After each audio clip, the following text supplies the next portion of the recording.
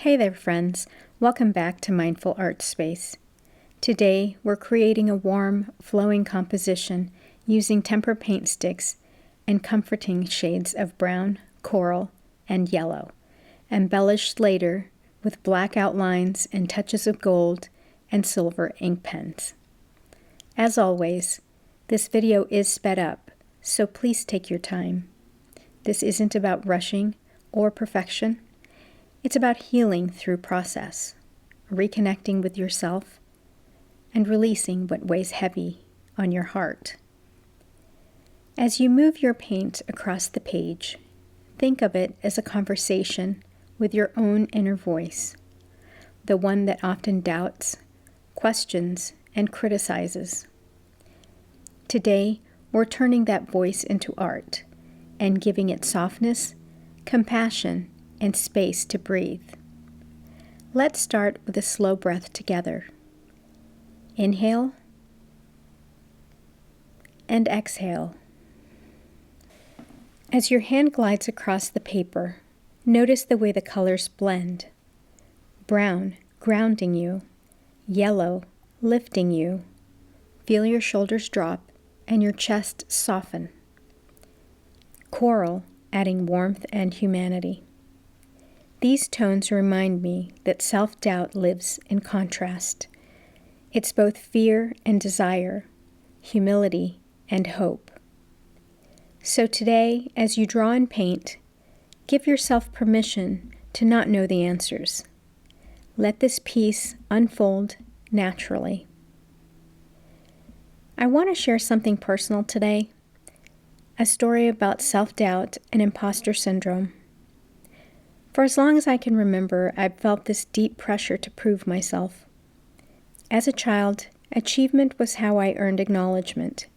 It wasn't always explicitly said, but I felt it.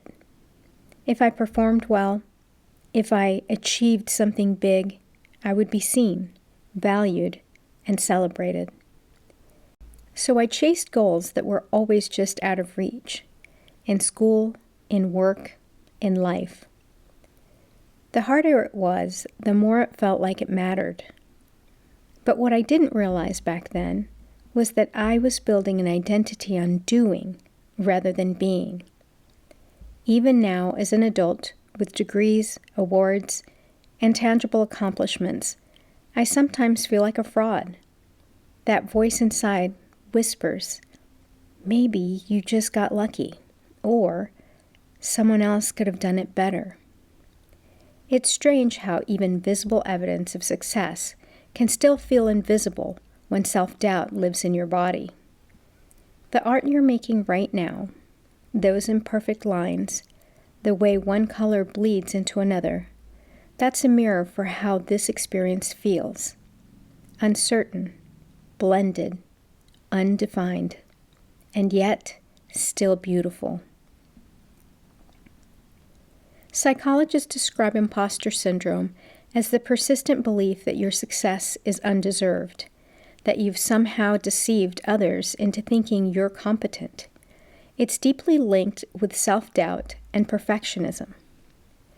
Research in emotional wellness and mental health shows that this mindset often begins in environments where validation was tied to performance. When love, praise, or safety felt conditional, the brain learned to be worthy, I must achieve. This can show up in so many ways: over-preparing or overworking to avoid mistakes, downplaying your achievements, avoiding opportunities for fear of being found out, comparing yourself constantly to others.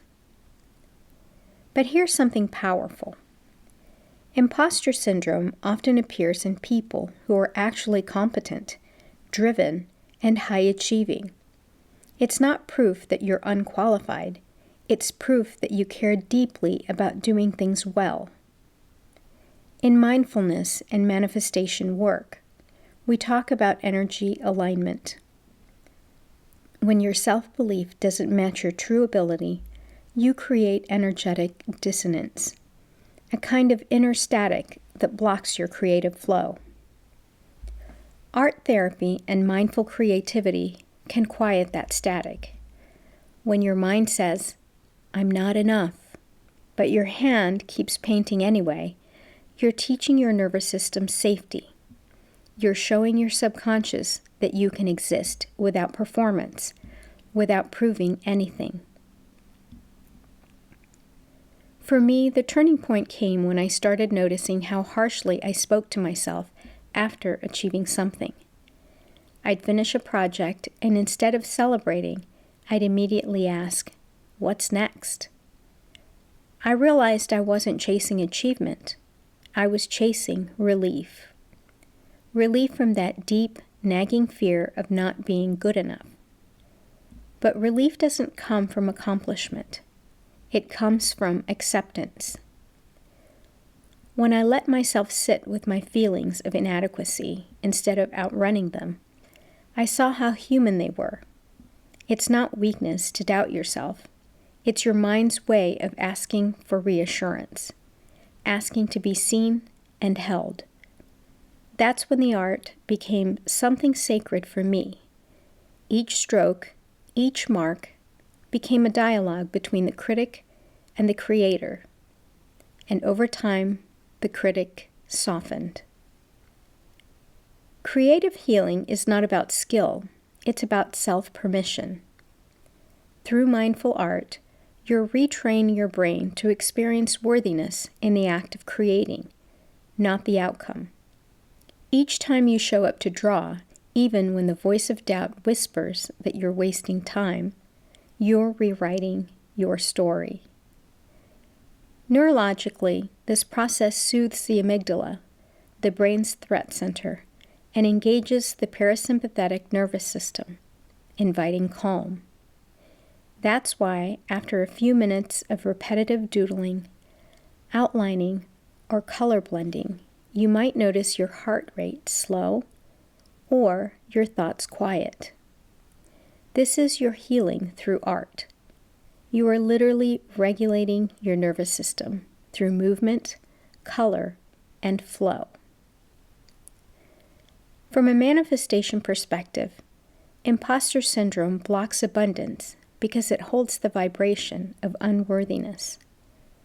When you believe you're not ready, the universe mirrors that belief. But when you practice self-trust, even in small ways, your vibration shifts. You move from, "I hope I can," to, "I am." You begin to attract experiences that match that higher sense of self-assurance. Art is a form of energetic alignment. Each line, each stroke, is a declaration of, "I belong here." You're not pretending to be an artist, you're embodying creativity itself. So as you finish your piece, breathe into that truth. You are enough, not because of what you create, but because of the energy of presence you bring to it. I've learned that doubt is not the opposite of faith. It's part of it. It reminds us that we are human, still learning to trust the unseen. Every time we create, despite fear, we build a bridge between our human self and our higher self. Self-doubt may never fully disappear, but it no longer has to lead.